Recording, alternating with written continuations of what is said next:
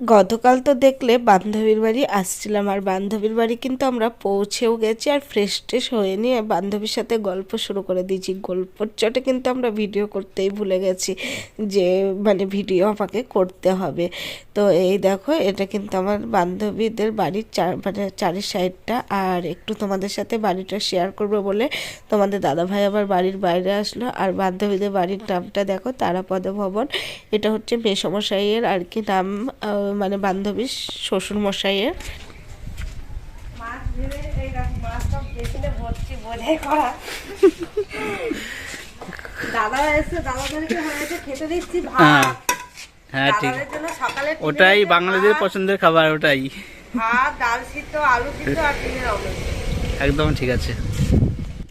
বান্ধবীর বাড়িতে কি আছে সেটাই তোমাদের সাথে একটু শেয়ার করি। আর এই জায়গাটা তোমরা অনেকেই চিনবে, যারা আমার বান্ধবীরা আর কি ভিডিও দেখতে ইউটিউবে, এখন তো আরও করে না, এখানে বসে কিন্তু ওরা চা খেত। এই হচ্ছে বান্ধবীর বাড়ি, একটা আছে বড় পুকুর, আর এই পুকুরে কিন্তু অনেক মাছও রয়েছে। আর আমরা কিন্তু অনেক কিছুই ভেবে গেছিলাম, তেমন কিন্তু কিছুই হয়নি, যেরকমটা ভাবা হয় তেমন কিন্তু কখনোই হয় না। তো এই পুকুরটাই ভেবেছিলাম আর কি স্নান করব বা মাছ ধরবো, কিন্তু আমার বান্ধবী আমাদের স্নান করতে দেয়নি, বলছে ওটা লবণ জল, স্নান করো না তোমরা, তো তো তোমাদের অসুবিধা হতে পারে পরে, তো সেই কারণে আর কি স্নান করিনি। আর এইখানে হচ্ছে কল, আর এই দেখো কত নারকেল গাছ, মানে পুকুরের চারি সাইডে নারকেল গাছ, তার সাথে রয়েছে আম গাছ। আর এই গাছটার আমরা একবার কিন্তু নিয়ে এসেছিলাম, আর এখন কিন্তু আম গাছে মুকুল রয়েছে, আম হয়নি। তারপরে দেখো বান্ধবীদের বাড়িটা কিন্তু অনেকটাই বড়, আর সামনেই আছে আর কি তুলসী মন্দির। আর তুলসী মন্দিরটা সব থেকে বেশি সুন্দর লাগছে, চারি সাইডে আর কি মানে তুলসী গাছে ঘেরা। আর বান্ধবীকে বলছি তোমাদের মানে পুজোর দিনে কোনো অসুবিধা হয় না আর কি, মানে অনেক পরিমাণে দুব্রও ছিল, আর আমরা এখানে একটু দ্রব্যও পাই না। তুলসী গাছগুলো দেখেছো সবুজ, আর সব তুলসী গাছে কিন্তু মঞ্জুরি হয়ে রয়েছে, আর দেখতে কিন্তু বেশ ভালো লাগছিল সামনে থেকে। আর শুধু যে একটা আম গাছ তা নয়, অনেকগুলোই আম গাছ আছে ওদের বাড়িতে। আর দেখো আমগুলো কত বড় সাইজের হয়েছে, আর আমাদের এই দিকে কিন্তু এখন আমের মুকুল হচ্ছে, এখনও কিন্তু এত বড় সাইজের আম হয়নি আমার যতটা আর কি মনে হয়। আর এখানটাই কিন্তু আর একটা মন্দির, এখানে মনসা পুজো হয় বান্ধবীদের, তো দুটো মন্দির আলাদা আলাদা, ওটাই হচ্ছে মানে প্রত্যেক দিন সন্ধ্যা দেয়, আর এখানে মনসা পুজো, এখানেও ফুল জল দেয় আর কি।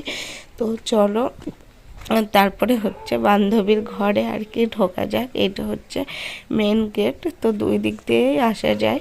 তো রান্নাঘরের পাশ দিয়েও কিন্তু আরও একটা দরজা আছে, তো সেটা তোমাদেরকে দেখাবো পরে। আর এই দেখো, এটা হচ্ছে একদম বাড়ির একদম সামনেটা, আর মানে খুব সুন্দর আর কি কাজ করা আছে মানে ছাদের উপরগুলোতে।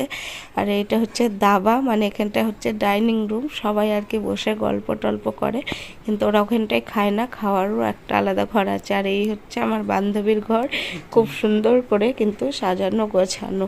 এটা কিন্তু তোমাদের অনেকটাই চেনা, তবুও আজকে আমি গিয়েছি, তো আমার ভিডিওতেও তোমাদেরকে আর কি দেখালাম। আমরা যেহেতু ট্রেন জার্নি করে এসেছি, বান্ধবীকে আগেই বলে রেখেছিলাম যে লুচি টুচি করবা না, আমাদের জন্য শুধু ভাত রান্না করবা, আর বান্ধবী কিন্তু সেটাই করেছিল। এই যে আমার দিদি ভাই চলে এসছে, বান্ধবী এই যে বাবু ভাত খাচ্ছে,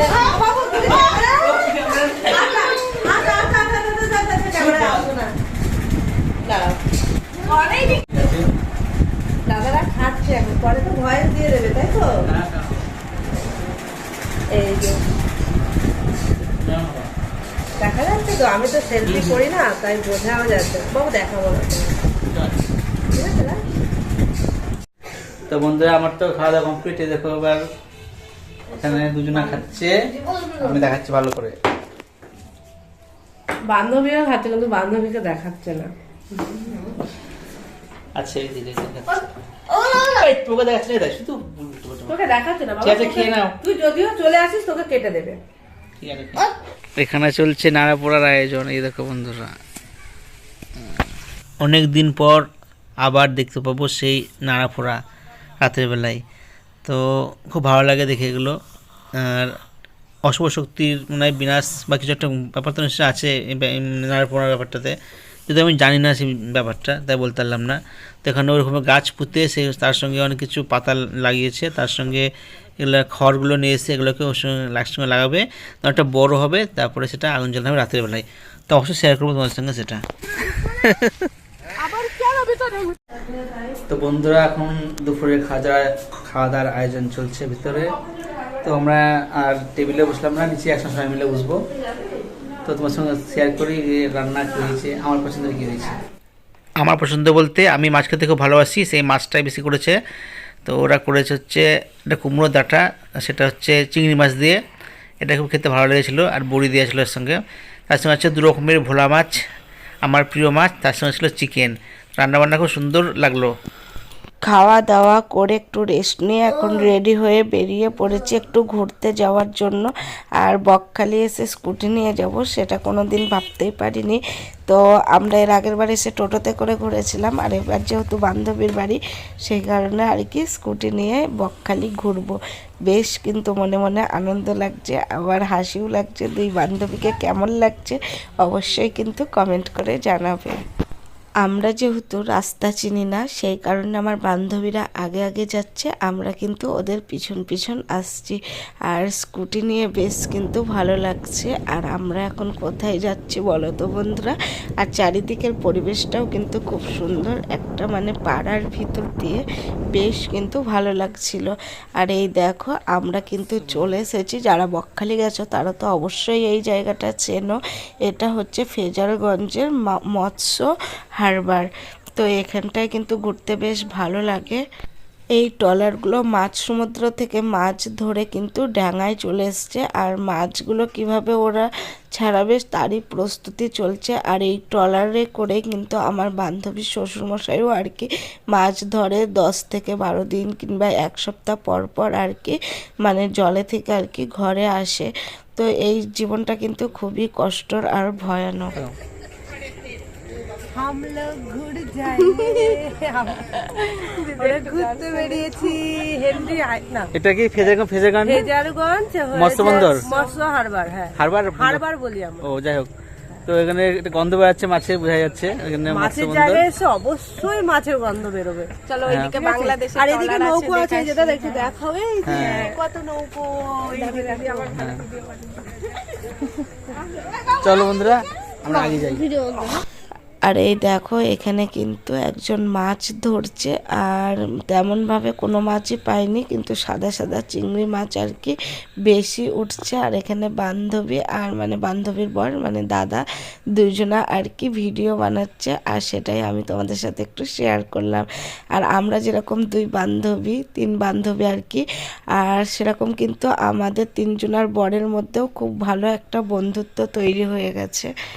এবার হচ্ছে আমাদের 2 বান্ধবীর পালা ছবি তোলা, ভিডিও করা। আর যেহেতু আমাদের আরেক বান্ধবী যায়নি, তাকে কিন্তু আমরা খুব মিস করছিলাম। সে গেলে কিন্তু আরও বেশি মজা হতো। মানে ওই বান্ধবীর মানে বর আর কি দাদাভাই বেশি মজার, মানে ওখানে কিন্তু প্রচুর পরিমাণে হাসি ঠাট্টা হতো। আমরা কিন্তু ঘুরছি ফিরছি আর ওদের কথাই কিন্তু বলে যাচ্ছি কন্টিনিউ। তো বন্ধুরা, ফেজারগঞ্জ মৎস্য বন্দর দুটো দেখা হলো কমপ্লিট। তো এটা আমরা যাবো একটা স্পটে, আমার বান্ধবী এসে বলে আর এখানে কথা বলছে। এতদিন দেখাইনি। এই ট্রলারের যারা মাছ ধরতে যায় তারা বলছে 10 দিন ধরে ট্রলারটা নিয়ে গিয়েছিল মাছ ধরছে, আর প্রায় 3 লাখ টাকার মতো মাছ ধরে এনেছে। তো শুনে খুব ভালো লাগলো, কিন্তু খুব রিস্কের ব্যাপার, অনেক কষ্ট করে মাছগুলো ধরে, জীবনের রিস্ক নিয়ে। তোমার 10 দিন মাছ সমুদ্রের মধ্যেই ছিল। যাই হোক 3 লাখ টাকার মাছ পেয়েছে, শুনে খুব ভালো লাগলো। তো এই দেখেন প্রচুর এখানটায় এরকম ট্রলারগুলো আছে। তো চল বন্ধুরা, এবার আমরা যাই অন্য কোনো জায়গায়। তোমাদের কেমন লাগছে অবশ্যই কমেন্টে জানাবেন। আমাদের তো ফেজারগঞ্জের মৎস্য বন্দর দেখা কমপ্লিট হয়ে গেল। এখন আমরা যাচ্ছি আরও একটা স্পটে, সেটা কিন্তু তোমাদেরকে পরের ভিডিওতে শেয়ার করব। আর আমার এই বান্ধবীর বাড়ির ভিডিও কেমন লাগছে অবশ্যই কিন্তু কমেন্টে জানাবে। সবাই ভালো থেকো, সুস্থ থেকো, আবার দেখা হবে নতুন ভিডিও নিয়ে নতুন সকালে।